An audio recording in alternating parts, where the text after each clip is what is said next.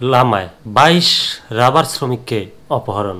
বান্দরবনের লামা উপজেলার ৫টি রাবার বাগান থেকে ২২ শ্রমিককে অপহরণ করেছে দুর্বৃত্তরা। শনিবার ১৫ ফেব্রুয়ারি দিবাগত রাত ১:৩০টার দিকে উপজেলার ফাঁসিয়াখালী ইউনিয়নের দুর্গম পাহাড়ি মোরংঝিরি এলাকা থেকে তাদের অপহরণ করা হয়। অপহৃতরা ফোরকান ও Shahjahan Nuru, Mohammad company, Ahsanullah company, Humayun company ও সোনামিয়া কোম্পানির রাবার বাগানে ট্রেপারের কাজ করতেন। অপহৃতরা হলেন মোহাম্মদ ফারুক, মোহাম্মদ আয়ুব আলী, মোহাম্মদ সিদ্দিক, মোহাম্মদ আব্দুল খালেক, মোহাম্মদ আব্দুল মাজেদ, মনিরুল ইসলাম, জিয়াউর রহমান, মোহাম্মদ মোবারক, মোহাম্মদ হারুল, সৈয়দ নূর, রমিজ উদ্দিন, মোহাম্মদ কায়সার, মোহাম্মদ মনির হোসেন, মোহাম্মদ ইমরান, মঞ্জুর, আফসার আলী, মোহাম্মদ খায়রুল আমিন, আবু বক্কর, আব্দুর রাজ্জাক ও মোহাম্মদ মবিন। এরা সবাই কক্সবাজার জেলার রামু ও ঈদগাঁও এবং বান্দরবন জেলার নাইক্ষ্যংছড়ি উপজেলার বাসিন্দা। আরেকজনের নাম পরিচয় পাওয়া যায়নি। ঘটনার সত্যতা নিশ্চিত করেন লামা থানা পুলিশের officer in charge OC Mohammad Shahadat Hossain. তিনি বলেন, শ্রমিক অপহরণের খবর পাওয়ার সঙ্গে সঙ্গে সেনাবাহিনী, বিজিবি ও পুলিশ অপহৃতদের উদ্ধার অভিযানে নেমেছে। ঘটনাস্থল দুর্গম পাহাড়ি এলাকা হওয়ায় অপহরণের সুযোগ পাচ্ছে সন্ত্রাসীরা। রবিবার সন্ধ্যা নাগাদ অপহৃতদের উদ্ধার সম্ভব হয়নি বলে জানা গেছে।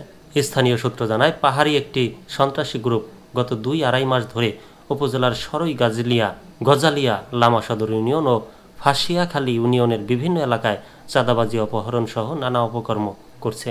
এ ধারাবাহিকতায় শনিবার দিবাগত রাত ১:৩০টার দিকে পৃথক ৫টি রাবার বাগান থেকে ২২ ট্রেপারকে কষ্টের মুখে জিম্মি করে ঘর থেকে তুলে নিয়ে যায়।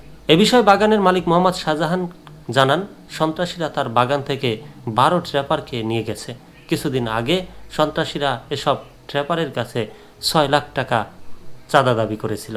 দাবিকৃত চাঁদা না পেয়ে তাদের অপহরণ করে। অপহরণের পর তার কাছে ৬ লাখ টাকা মুক্তিপণ দাবি করেছে।